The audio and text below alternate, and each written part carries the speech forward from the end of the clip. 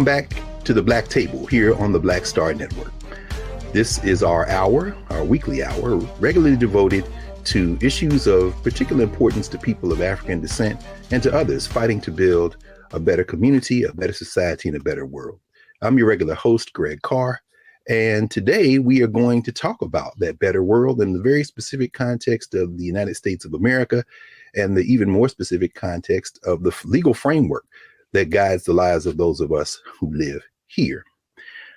Late last year in 2022, I was surfing through television and came upon a lecture given last fall, a remarkable lecture by our guest today, Professor Kermit Roosevelt III.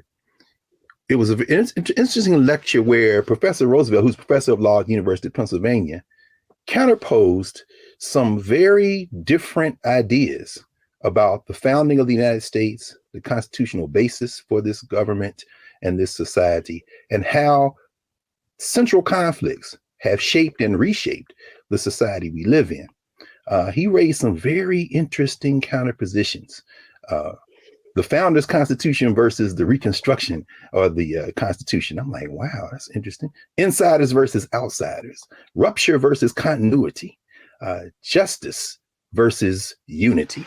I'm like, And after watching that lecture, I said, man, I have to go get this book that this brother just wrote, The Nation That Never Was, Reconstructing America's Story. So joining us today for the hour is Professor Kermit Roosevelt. He's a professor of law at the University of Pennsylvania's Carey Law School. Shout out to Penn Law. And as an adopted Philadelphian, also thank Professor Roosevelt for taking on one of our HBCU students, one of our best and brightest, Layla June West, who works with him as a research assistant. He teaches con law there, constitutional law and conflict of laws, among other things. He graduated from Harvard College and Yale Law. He worked as an appellate litigator with Mayor Brown in Chicago and clerked for both D.C. Circuit Judge Stephen Williams and Supreme Court Associate Justice David Souter. Let me ask him about that a little bit. He's a reporter for the American Law Institute's third restatement of conflict laws. And we'll ask him about this later on in the show. He served on the Presidential Commission of the Supreme Court of the United States, making some interesting insights and some recommendations even about what might be done to reform that third branch of the government here in the United States of America, the federal judiciary. So welcome, Professor Roosevelt. Welcome to the Black Table. Thanks so much for having me. Really happy to be here. Oh, man, happy that you were able to join us, man. This book is fascinating. I mean, as you open this text and you talk about the nation that never was, quoting Langston Hughes, which is near and dear to many of our hearts. Let America be America again. Somebody you revisit near the end of the book. When you pose the idea that somehow we might fundamentally reorganize the way we think about the United States of America. It was interesting, and I want to ask you this, maybe open up, because of course you opened the book with Monet Davis, the homie. Shout out to Hampton University Pirates, where she found a home after high school. Could you talk about how you opened this text and how you counterpose Monet Davis and Roger B. Taney, brother? That was a nice little twist there. Please lead us into the text. Yeah, well, so I used the Monet Davis story because it was incredible. I thought when it happened, like these things that I was learning. And then it also seemed like this is really what we're doing in America. So Monet Davis, I'm sure a lot of people know, great success story from Philadelphia. She was the first girl to pitch a winning game in the Little League World Series. And like pictures of her were everywhere. Everyone was like, wow, it's so great. The Taney Dragons, this Philadelphia team, are doing so well. They made it all the way to the semifinals. And I was seeing pictures of her and I was like, oh, Taney, because it says Taney across her shirt because they play at the Mark Ward playground at Taney Street. Mm-hmm. And then I started looking into that a little bit more, and other people have pointed this out. It's not Taney, it's Tawney, because that street was named for Roger Tawney. So Monet Davis, inspirational underdog showing, in America, anything is possible, goes out to play with Roger Brooke Tawney's name written across her shirt. And he's the author of the Dred Scott decision, right? The decision that says that blacks can never be US citizens, that says that blacks have no rights that the white man is bound to respect. And so it's this stunning juxtaposition, right? Here's what we like to think about ourselves. We like to think America is a land of opportunity and talented people can achieve and all the doors are open. but we've tied it to this terrible, terrible repressive past.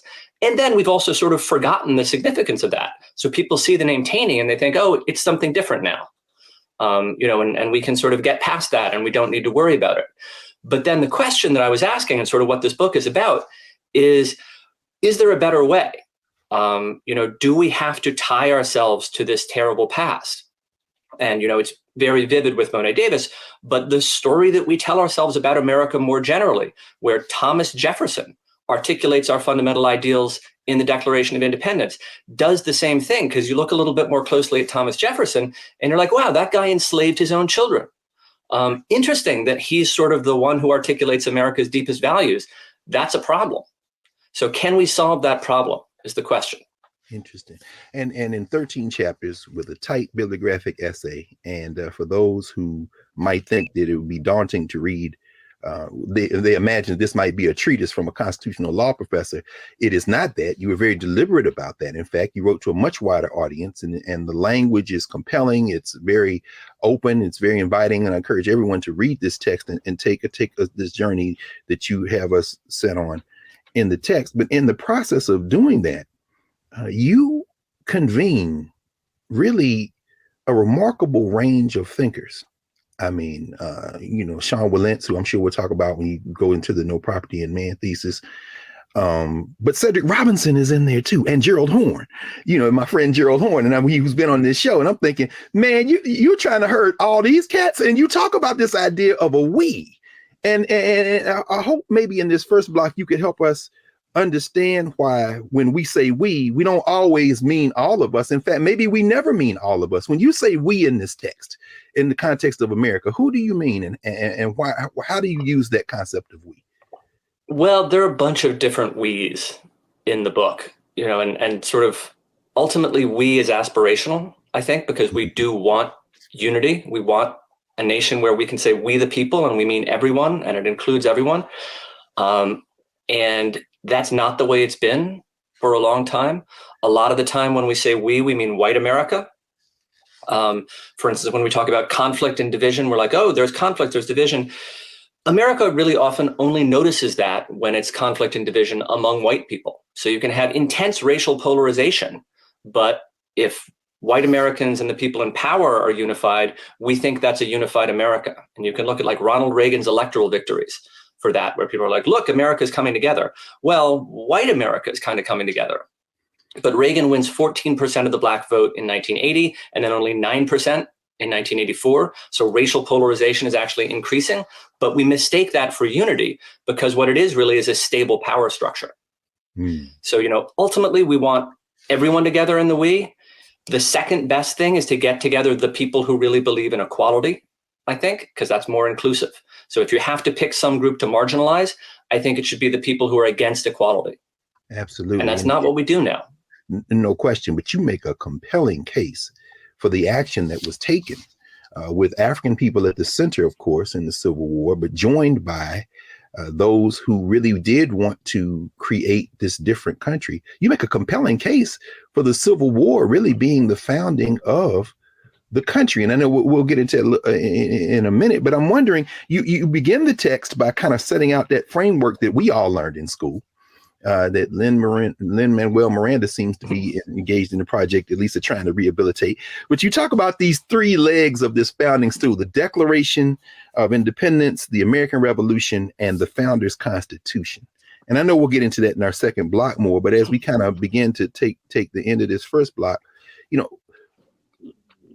what do those three elements mean when it comes to this idea that we have of the United States of America and its kind of founding and origin story, for lack of a better term? Yeah, so there's a lot to say there, but to leave you as sort of a teaser for the next block, we tell ourselves this story, like America is committed to equality. And we say that in the Declaration, and then we fight for that value in the Revolution, and then we make it into law in the Founders' Constitution. And what I'm saying is, if you look at the history, none of those things is true. But we can tell a different story. Mm-hmm. Absolutely. And it's funny because you evoke several kind of contemporary figures, one of which, of course, is my friend and colleague here at Howard, Nicole Hannah-Jones with the 1619 Project. And you say, as you are going charting the course and going along, teaching, writing, thinking, when you read her essay in the 1619 Project, where she says, in many ways that founding is a lie. You said, well, let me sit down and convene some of these things I've been thinking about for quite some time and set them to paper. And of course, that's how we end up with the book. What was it about that assertion that made you say, okay, let me finally sit down and work through what that means in terms of constitutional law and its implications for the society? Well, I wanted to think more about the Declaration of Independence and how its meaning has changed over time, really. So that's one of the very striking things that Nicole Hannah-Jones says, and I think I have a slightly different take on the Declaration, right? She says, our ideals were false when they were written. I'm saying what was written down in 1776 isn't our ideals at all. So other people came in and put a different meaning on it. And who are those people? Because those are the real heroes of the American story. Mm-hmm. Well, that's a good place for us to pause. And when we come back on the other side of the break, we're going to talk about that Founders Constitution versus the Reconstruction Constitution, which is, like I said, when I heard that lecture, man, I said, let me go get this book. And then when I read the book, I'm like, oh, yeah, we definitely had to have this conversation. So thank you, Prof. We'll come back on the other side of the break here at the Black Table and resume this conversation with Professor Kermit Roosevelt of the University of Pennsylvania. Back in a moment.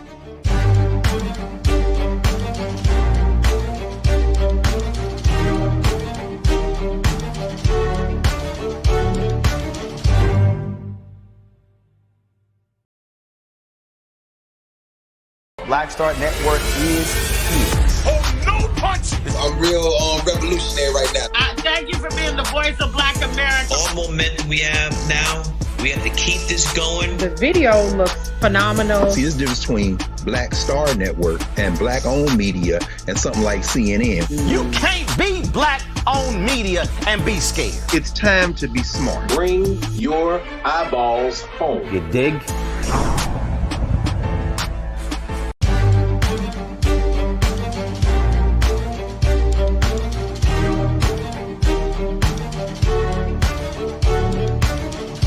Welcome back to the Black Table here on the Black Star Network. I'm your regular host, Greg Carr, with Professor Kermit Roosevelt of the University of Pennsylvania. Prof, you walked us right up to rewriting all that history we learned kindergarten to 12th grader as, was it Howard Zinn that said, or was it Herbert Apthex? I'm trying to remember. Well, when you get a PhD, it's basically what you learn in elementary school with footnotes. But this narrative, it seems, is hard to break, man. So walk us through, in the first chapters, you talk about this question of the exclusive declaration and the ambiguous revolution. Was slavery part of the reason, or maybe even the central reason, or is it clear at all whether or not the colonies broke from George III and, in England, based on the fact that England was getting ready to abolish slavery, and then maybe more importantly, what is the exclusive declaration that you write about? Yeah, so there's a big argument about the role that slavery played in the movement for independence. And, this is one of the things that people push back on very hard if you say it had anything to do with it. So I don't want to overstate that. But I think it is true. If you look at the reaction to the Somerset decision, people are very upset about it in the West Indies. They're very vocal about it. They're less vocal about it in the US.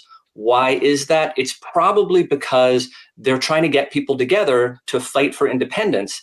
And a pro-slavery justification for independence isn't going to fly all that well in the North. It's not going to produce unity. No taxation without representation. Everyone can believe in that. Everyone can say that. So they stick with something that sounds better. And this doesn't mean they're not thinking about slavery, particularly in the South. Because if you compare this to the American Civil War, the South secedes over a much lesser threat to slavery, right? The US government in 1860 didn't have the power to eradicate slavery. The British government did. So probably people are thinking about this. They don't talk about it very much. It's a complicated historical question. What I think you get much more clearly is this exclusive declaration bit, which is to say, what is the political theory that Jefferson is articulating in the Declaration? So first, what does he mean by all men are created equal? An educated person in 1776 would have understood that as basically a reference to John Locke and the Second Treatise of Government, where what it means is, in a world with no government or no laws, this sort of hypothetical state of nature, which is how Enlightenment political philosophy usually starts, no one has an obligation to obey anyone else, which basically means no one is made a king by God. And that's really all that it means. That's all it means to say all men are created equal in 1776. It's saying the king doesn't rule by divine right. And then they go on to say governments are formed by consent in order to protect people's natural rights. And then you get the question, when is there a right of rebellion? Which is, if the government is threatening your natural rights instead of protecting them, then you have a right to rebel. And the Declaration of Independence is all about a right to rebel on the part of the colonies. And its theory is governments are supposed to protect the rights of the people who form them.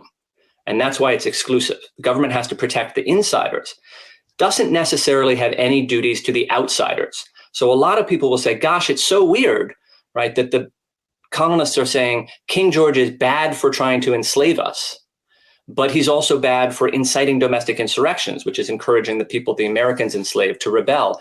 Isn't that inconsistent? And the answer is it's not. So it's wrong for King George to try to enslave the colonists because that's going against insiders. It's not necessarily wrong. It's a different issue, at least, for the colonists to be enslaving other people who are not members of their political community. So the Declaration just means much less than we think it does, as it's understood in 1776. Interesting. And then you also help us think about the Bill of Rights, kind of tacked on to that Constitution.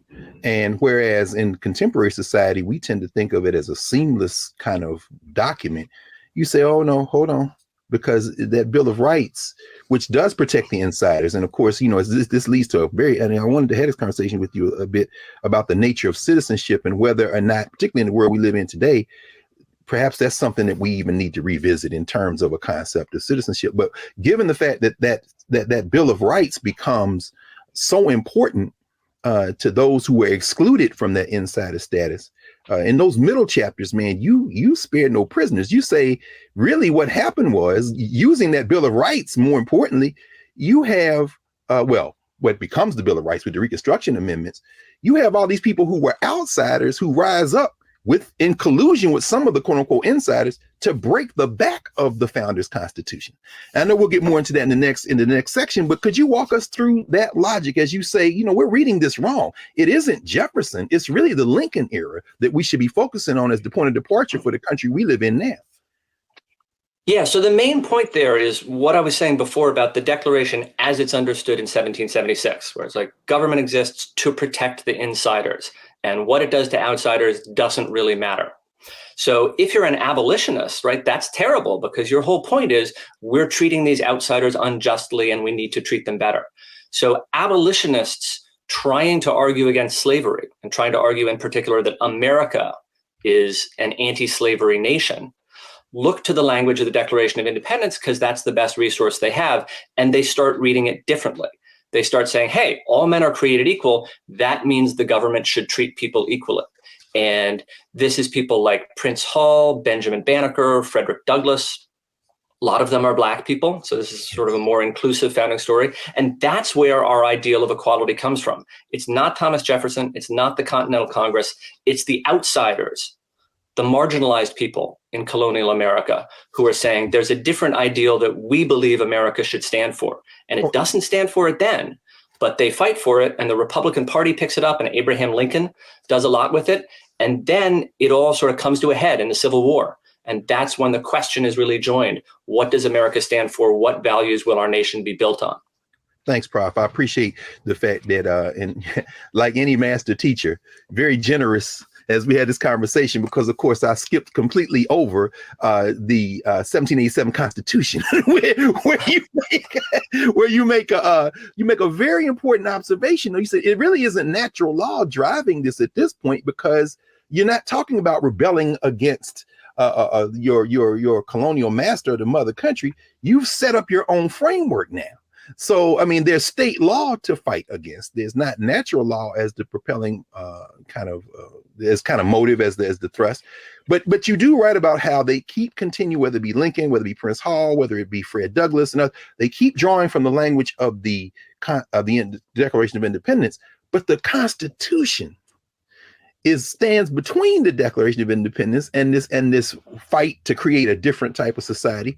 What role does the Constitution play in this, particularly when it comes to creating outsiders and the indeterminate status? You walk us through the Three-Fifths Compromise. You talk about this question of whether or not you can own people or not, drawn from the Federalist Papers, coming through the Constitution. Could you talk a little about the role of the 1787 Constitution in creating this insider-outsider status without England being there anymore as the bad guy to rebel against? Yeah, so the answer there is the 1787 Constitution doesn't do as much as you might think, because it's not really concerned about individual rights. It's not concerned about natural rights. The 1787 Constitution is really trying to make the states into a nation. So it's concerned about relationships between the states. It's concerned about relationships with foreign countries, but it doesn't do much at all to protect individual rights, not from the states and not from other individuals. It does protect slavery in several ways. And it does that because slavery is a source of friction between the states. So it's trying to deal with slavery, not as a question of individual rights or natural rights, but as a question of interstate relations. And that's why it actually rewards and protects slavery in various ways. And then the most important thing that the 1787 Constitution does with insiders and outsiders is it has this rule that Black people can never be federal citizens. And you might say, no, it doesn't. That's Dred Scott, right? And everyone knows Dred Scott is wrong because that's the rule that the Supreme Court announced in Dred Scott. As we said at the beginning, that's Roger Taney. But the important thing to understand about Dred Scott, I think, is it's a 7-2 decision. This is not a couple of bad apple racist individual Supreme Court justices. This is a supermajority of the Supreme Court. And most people say, we like to say, because we like to think that the 1787 Constitution is good, they say, oh, Dred Scott was wrong. But if Dred Scott was wrong, you still have to explain why were there 7 Supreme Court justices who issued that incorrect decision? And the answer is you get 7 pro-slavery Supreme Court justices because you have pro-slavery presidents, and you have pro-slavery presidents in large part because of the 3/5 compromise, which is part of the 1787 Constitution. So Dred Scott is the product of the system. It's a foreseeable consequence of the political system set up by the 1787 Constitution, even if that rule isn't there in the words. Yes. And you know, this is so helpful in many ways. I have some friends and colleagues. I think about Donald Temple, a lawyer here in DC, who's actually from Philly too. It's an interesting convergence. He often says, you know, Dred Scott wasn't completely overturned. I mean, could you talk a little bit about, and this may be getting in the weeds a little bit, but I know the law students will particularly appreciate this.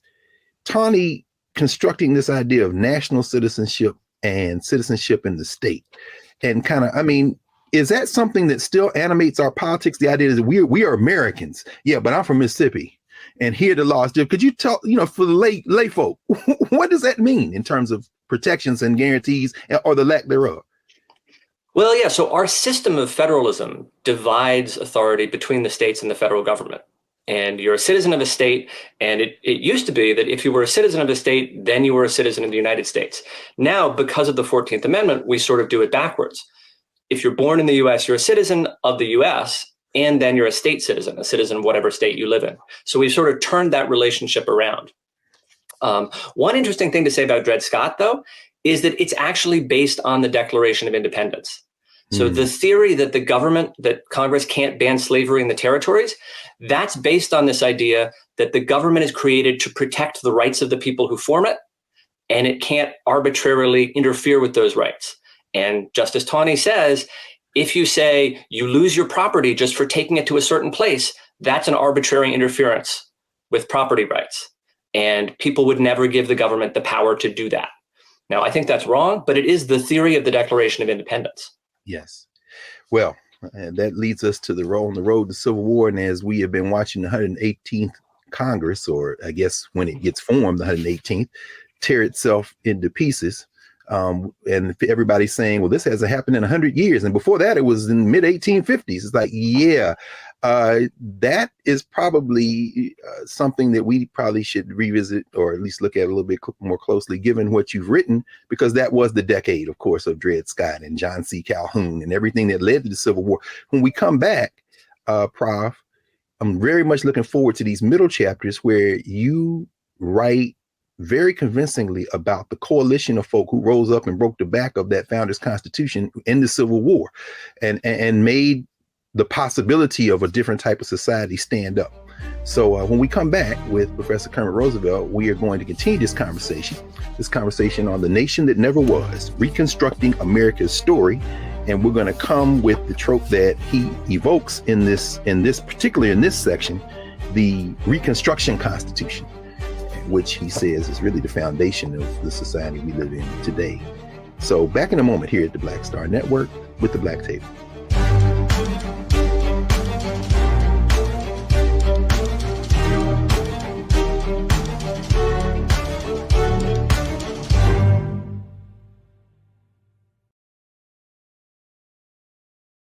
Don't you think it's time to get wealthy?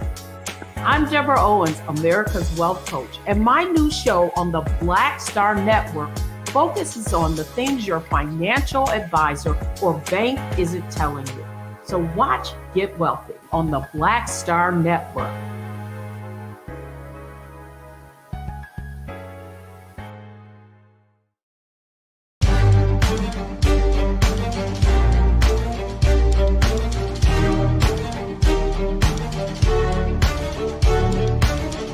Welcome back to the Black Table here on the Black Star Network.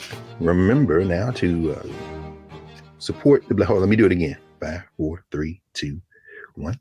Welcome back to the Black Table here on the Black Star Network. Remember to support the Black Star Network. Download the app, subscribe, and tell your friends. We're having some very powerful conversations here across the network on all the shows, including this one. So when we left, Professor Roosevelt, you were helping us understand how we got to the crisis that led ultimately to the Civil War. And you write very powerfully, man, when you get into the story of continuity, March of the Declaration, why we tell the standard story and why we shouldn't tell the standard story. And I remember this, of course, watching your lecture. You know, you basically say the Civil War is a rejection in many ways of the founders' Constitution, and that the military, it took a military and imposing a different order on the country to bring that to bear. And I'm sure you'll remember the phrase, man, if I can remember this phrase, when you talk about the 5 military districts, of course, in Reconstruction, you're basically saying this was a different country. Then, man, that really seized me. I'm like, wow, this is it's interesting. Could you talk a little bit about that period of the Civil War and Reconstruction and why that forms the basis of your argument that we're living in a different society than the one Jefferson and his comrades imagined? Yeah, so the essence of the standard story, as I describe it, is this idea of continuity, right? That our ideals are articulated in 1776, and then we fight for them, and we realize them imperfectly at first, but we work towards them. And it's like the same America with the same values. And what I'm saying is, think about what the values are in the founding. So you got the Declaration of Independence, which says, if you don't think your government is working, you can change it, right? If you think your government is going against the rights that you wanted it to protect, you can change it. So that's obviously exactly what the South is doing. Right? The South signs up, they join the Union, they negotiate protections for slavery in the Constitution, and now they think, not entirely unreasonably, the nation has turned against us, right? Because the Republican Party wants to end slavery. So the Southern states say, we're going to declare independence and start over, and they invoke the Declaration of Independence. And Lincoln rejects that. Lincoln says, I'm going to use military force to make you stay in the Union. And then, with respect to the founders' Constitution, the thing to think about there is who are the good guys and who are the bad guys, according to the founders, according to the understanding of 1787. And the answer is they think the states are the good guys. They think the federal government is the threat to liberty because they're thinking about the revolution, where the states, of course, are the good guys and the state militias fight off the redcoats. And in Federalist 46, actually, Madison, a slave owner from Virginia, says, you might think the federal government is going to interfere with the way that states do things. And if you say that and you're from Virginia, you're thinking about slavery, at least in part. And if that happens, Madison says, the states will join together and fight the federal government. And if it comes to a war, the states will win. And he says, it will be like the revolution, 13 states fighting against the federal government. Think of the Betsy Ross flag, 13 stars in a circle. Well, guess what? That's what happened.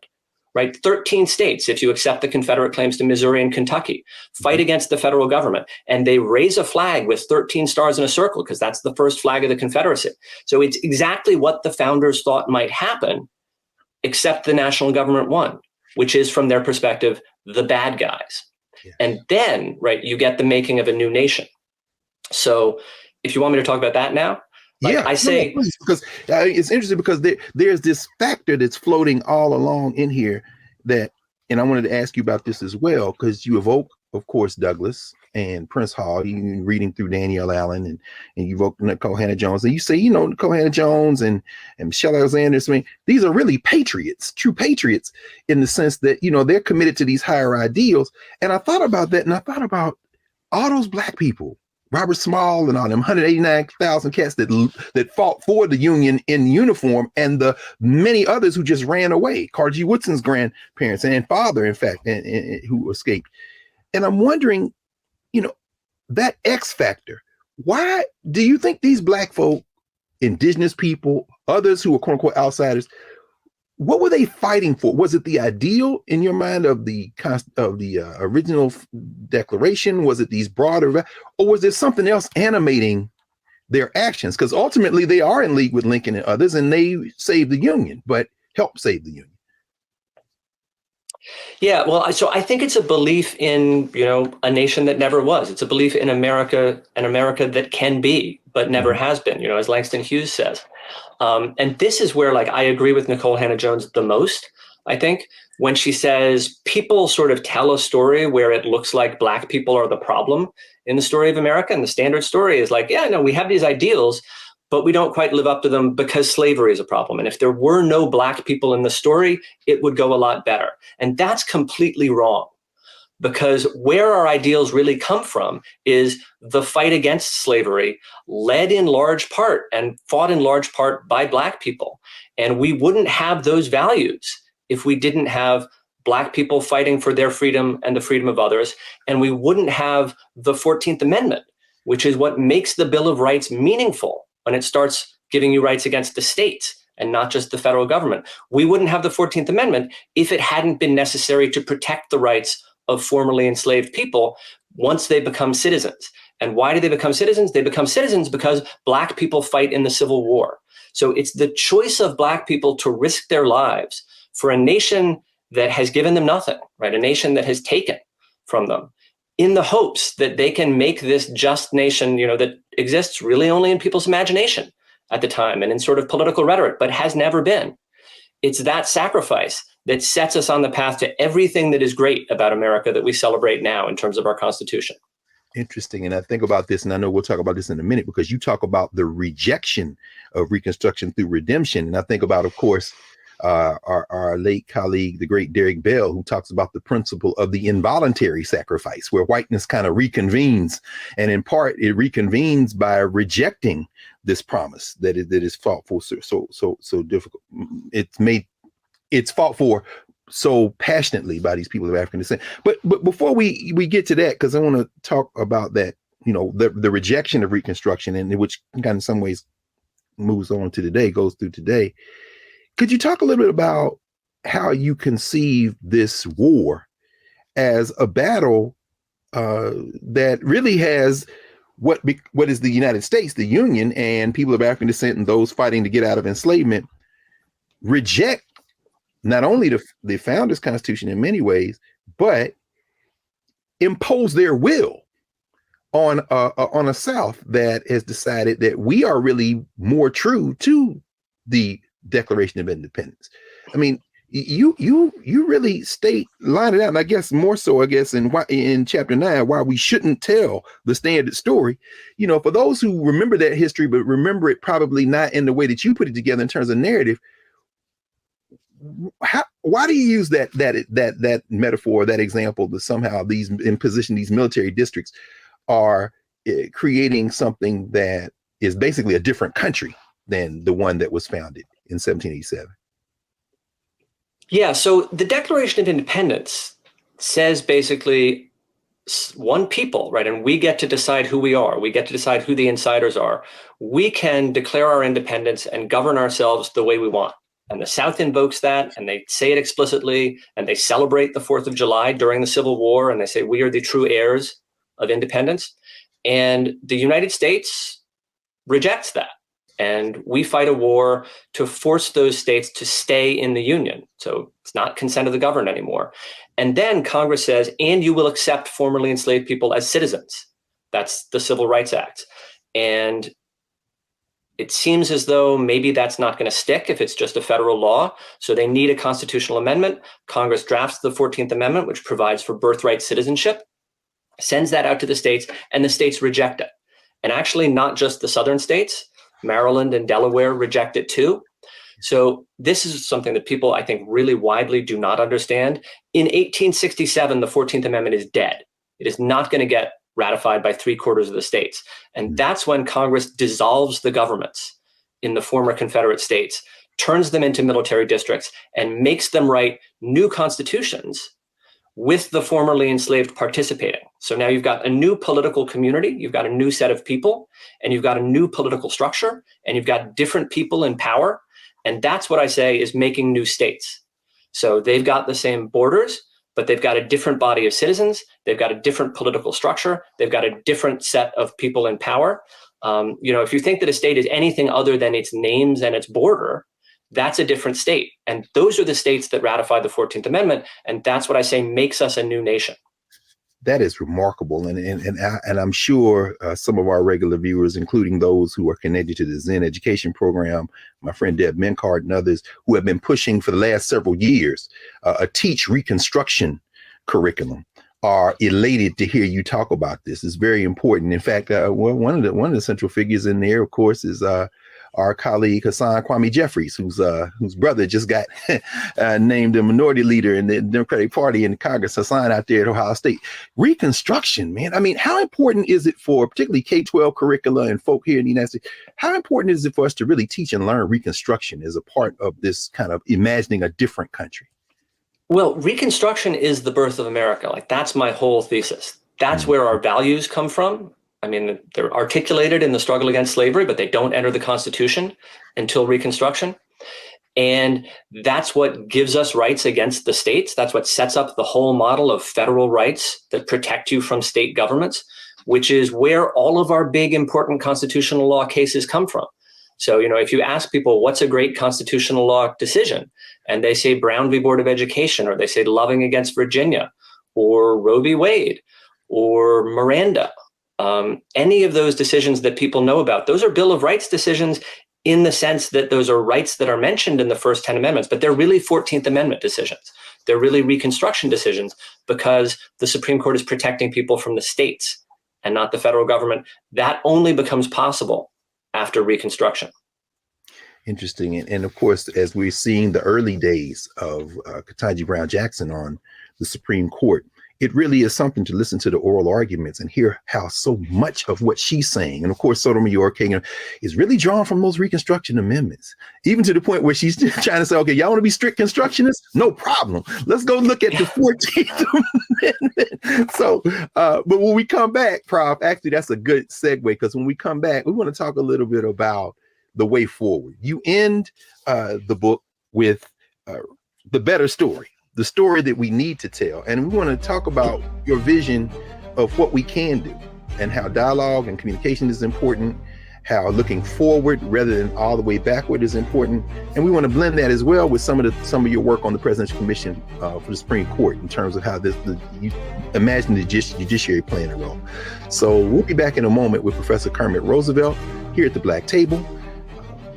Join us after the break.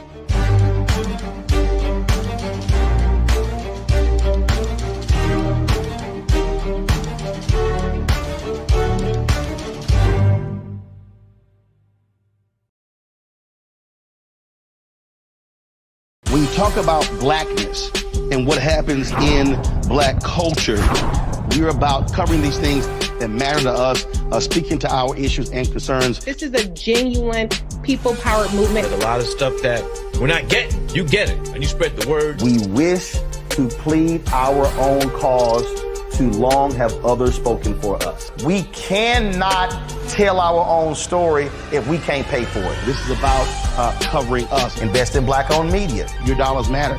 We don't have to keep asking them to cover our stuff. So please support us in what we do, folks. We want to hit 2,000 people, $50 this month, raise $100,000. We're behind 100,000, so we want to hit that. Y'all money makes this possible. Check some money orders. Go to P.O. Box 57196, Washington, D.C. 20037-0196. The Cash App is $RM Unfiltered. PayPal is R Martin Unfiltered. Venmo is RM Unfiltered. Zelle is Roland at RolandSMartin.com.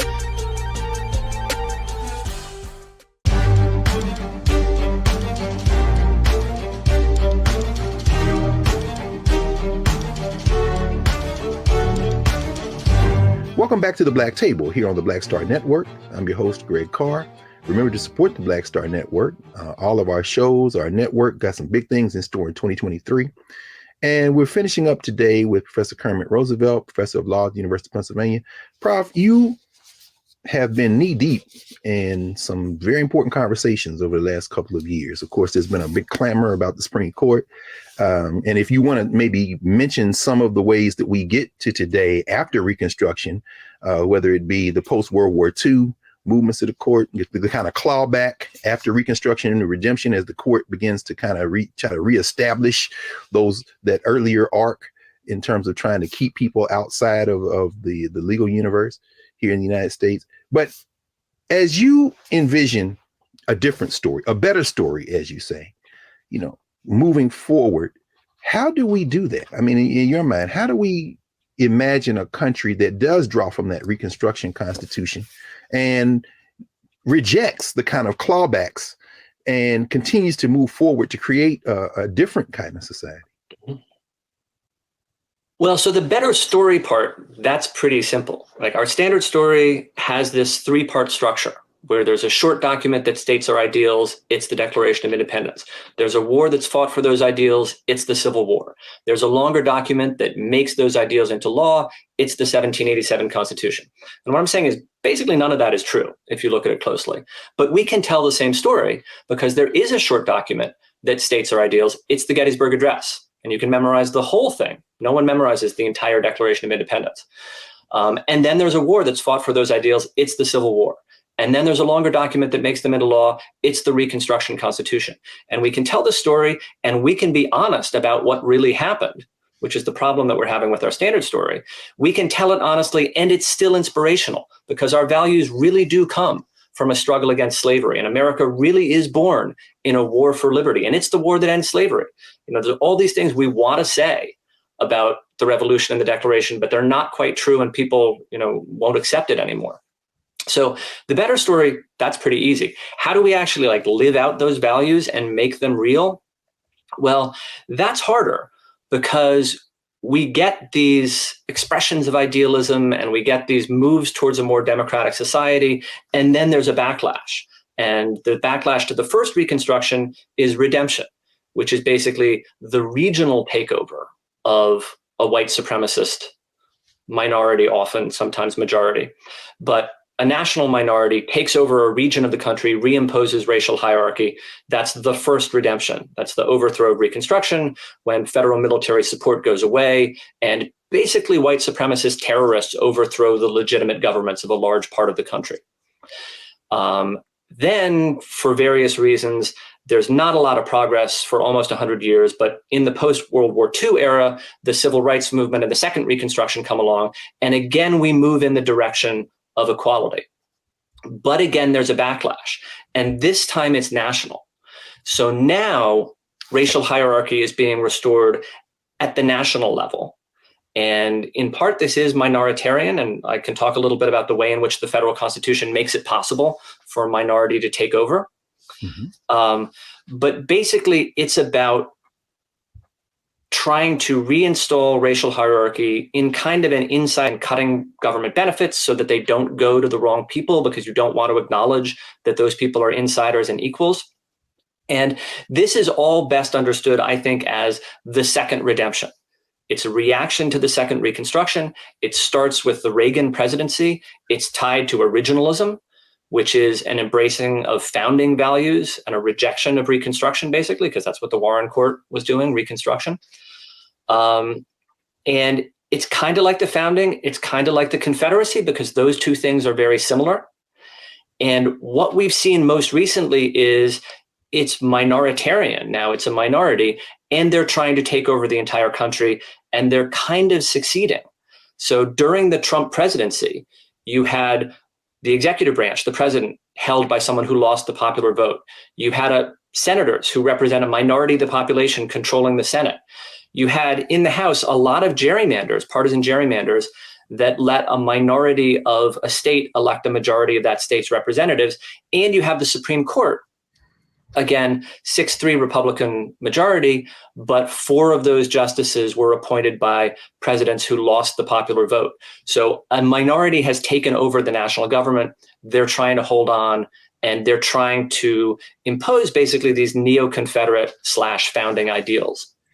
And it's interesting as you line this out, and as you've just said, this movement sees itself as being faithful, being true to the origins of the country. And you talk about the idea of individualism versus collectivity. I mean, the idea of redistribution and taxation. They say, no, we're against that. Say, no, that was revisited in the mid 19th century. So, I mean, but this question of unity versus justice. I mean, all that, we're being patriotic. No, you're not being patriotic. What about justice? No, what about all of us? No, inclusivity isn't at the heart of this. And so having lined all that out, you set this up perfectly, because of course we think about the rulings of the Supreme Court, Bush versus Gore, which, as we know, they said don't cite this for anything else until we get the numbers to cite it. But you served on this Presidential Commission in the Supreme Court, and is interested in reading the report that you all generated, and in listening to you talk about it in other venues where, as you say, it's regrettable that y'all work primarily in silos and there was no formal mechanism to have conversation. But still, the question of the legitimacy of the judiciary is interesting in the context, again, of what you just raised. And you write in the book that the senators from the 3 largest states and the senators from the 61 smallest states have to have votes. And it's like, wait a minute, you've outclassed us. You talk about the Electoral College and this question of legitimacy. It's one thing when you talk about electoral politics and you're talking about, of course, the legislative branch, the executive branch, but you say now that the judiciary has the potential to have its legitimacy undermined as a result of this kind of minoritarian rule in pursuit of this imaginary origin story that has some legitimacy if we look at it in terms of the structures that we have. But on this commission, you all visit all these hot button issues in terms of trying to perhaps shore up the legitimacy of the Article 3 courts, the federal courts. Everything from the size of the courts to potentially term limits, questions of expanding the court, maybe restricting jurisdiction, dealing with questions of procedure. Could you talk a little bit about how we might even reimagine the courts at this moment, when clearly the people in the country don't match the framework of the country in terms of this kind of ongoing battle? Yeah, so the basic problem with the Supreme Court, I think, is that the drafters of the Constitution didn't anticipate political parties. So they left the appointment of Supreme Court justices sort of up to chance. Like, how many appointments does a president get? Well, it depends on who retires or dies. And if you don't have political parties, that's okay, because the justices that one president will appoint aren't that different from the justices that another president will appoint. But if you do have political parties and the nation is polarized and the legal elite is polarized, which didn't used to be the case, then you get political influence on the appointments and you get justices embodying very different constitutional visions. So you've got sort of like the constitutional vision of Reconstruction, which is more the Democratic Party, and that's like Ketanji Brown Jackson. And then you've got the constitutional vision of the founding, which is a lot like the Confederacy, I keep saying. So, if you look at January 6th, there are people flying Revolutionary War flags. There are people notoriously flying Confederate battle flags. They're marching happily together, and that shouldn't surprise anyone, right? Because those are very similar ideologies. So the problem is that it's possible now for a minority to capture the Supreme Court. So you've got your popular vote losing president, you've got your senators representing a minority of the American people. If timing works out for them, they can still appoint a majority of the Supreme Court. That's exactly what happened. And then the sitting justices time their retirements. They can hold the Supreme Court forever. Basically, if the Republican Party wins 1 out of every 3 or even 1 out of every 4 presidential elections, and the justices just retire under Republican presidents, that branch of government is controlled forever by the Republican Party. Right? And that's not the way it should work in a democracy. So ultimately, the composition of the courts should be responsive to presidential elections. And the way to get there is term limits. So if you make each justice serve in active duty for 18 years. Each president gets 2 appointments. Then eventually the composition of the Supreme Court comes back in line with the outcome of national elections, which is the fairest and most democratic way to do it. Interesting. I mean, and I know we only have a couple of minutes left. There's so many more questions I want to ask you. I mean, in chapter 13, as you ended, and I love the way you write, you say, making a more just nation is not about returning to our origins or making America anything again. It is about making America. That is all. That is everything. You know, as we think about these demographic shifts in the country, and you write about the South, you know, I'm reminded of somebody who you rely upon a great deal throughout the narrative, which is, of course, W.B. Du Bois in Black Reconstruction, and the talk he gave in South Carolina, I think it was in the mid-1940s, called Behold the Land, where he says the future of the country is in the South. And then, of course, our colleague Amani Perry writes about that in her recent book on America in the South. Any thoughts on how demographics may force this question in a way that couldn't have been anticipated in the 19th century? Shifts in demographics, or you know, is the South irretrievably lost, or are these some of these states that are now tipping the scale? Are they, you know, how can they be reformed? And is it a local state question? Is it a question of organizing? I mean, any thoughts on any of that? Well, I don't think the South is irretrievably lost. I mean, I wouldn't want to say that anything is irretrievably lost. No question. I would worry more about the really rural states, you know, because that's where you've got a greater disparity, I think, now. And you've got less potential for demographic shift. So demographics, I think, are very encouraging. You know, if you look at younger voters, they're more Reconstruction oriented than founding oriented, right? They're more pro-equality, I would say. And the millennials seem to be staying that way, right? They're not getting more conservative as they get older. And then we're getting increasing racial diversity. So I think the demographics are very positive. And what we're seeing now is really sort of a reaction to that. There's a temporary white majority that sees its majority status imperiled and is worried about losing political power. And we're seeing the last desperate attempt to hold on. And I think eventually that's going to lose. It's just a question of how long it takes and what form it takes. Mm-hmm. In fact, I love the way that you write in chapter 13, The Better Story. You say, you know, the choice is up to us and we keep trying. So, I mean, what's the alternative? There really is no alternative for us as a species either. Probably want to thank you for joining us. And maybe we got about 30 seconds in. You're a fiction writer as well. I know when I went to law school, the big writer was Scott Turow. After 1L, he started writing all those novels. And I got a copy in The Shadow of the Law here, man. I said, oh, I have one of Professor Roosevelt's books here. Could you talk a minute about your work in fiction? You mentioned Allegiance, for example. And I mean, why take fiction on? It's just a way to another way to narrate stories, man. Well, I think that stories are really the way that you change people. So, you know, you tell people a story and they learn from that in a way that they don't necessarily accept analytical arguments. So like if you're trying to change the way that people think about the world or people think about the nation, I think that stories are really important. And that's kind of part of the point of The Nation That Never Was, is we tell ourselves these stories about who we are and where we come from and who our heroes are. And the story that we're telling ourselves now is not the right story. Historically, it's not very accurate. And also it teaches us bad lessons about who we should believe in and what we should do. Absolutely. Well, we want to thank you, Prof, not only for your work generally, for this book, The Nation That Never Was, for your continuing work, service not only to the country, but to our greater humanity. And for those of us at HBCUs, and there's a lot of HBCU students up there at Penn, I mentioned Layla, who came from Howard. Thank you all for strengthening that pipeline, because, you know, you're literally living out what we're going to have to do to make America, as opposed to make America great again. So thank you again, Professor Roosevelt. Yeah, thank you so much. Of course.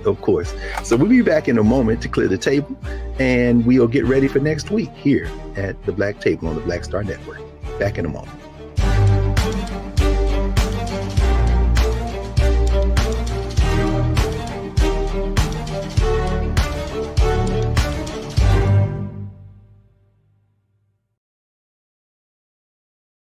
Hatred on the streets, a horrific scene, a white nationalist rally that descended into deadly violence. White people are losing their damn minds. An angry pro-Trump mob storms the U.S. Capitol. We're about to see the rise of what I call white minority resistance. We have seen white folks in this country who simply cannot tolerate black folks voting. I think what we're seeing is the inevitable result of violent denial. This is part of American history. Every time that people of color have made progress, whether real or symbolic, there has been what Carol Anderson at Emory University calls white rage as a backlash. This is the rise of the Proud Boys and the Boogaloo Boys. America, there's going to be more of this. Here's all the Proud Boys, guys. This country is getting increasingly racist in its behaviors and its attitudes because of the fear of white people. The fear that they're taking our jobs, they're taking our resources, they're taking our women. This is white fear.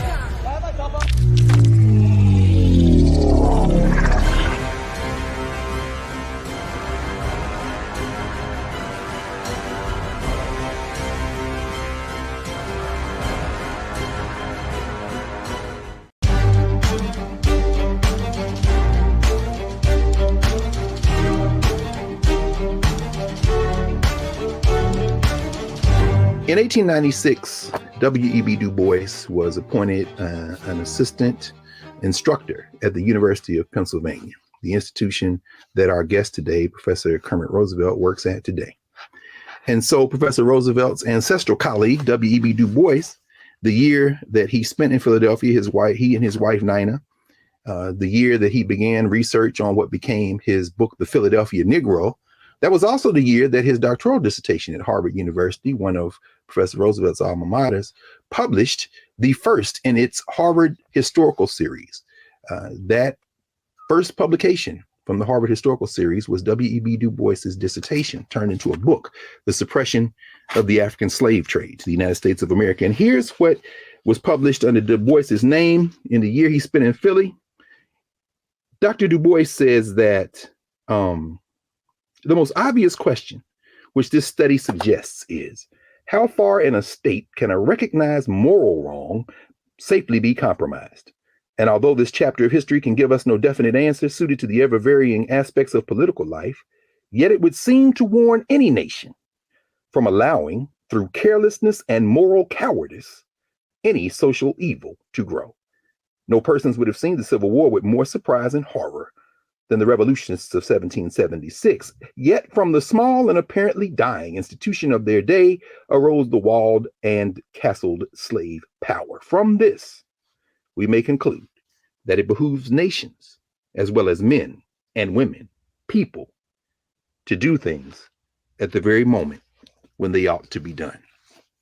Professor Kermit Roosevelt, extending, complicating, in some ways correcting, and holding up that vision that Dr. Du Bois lined out a century and a third ago.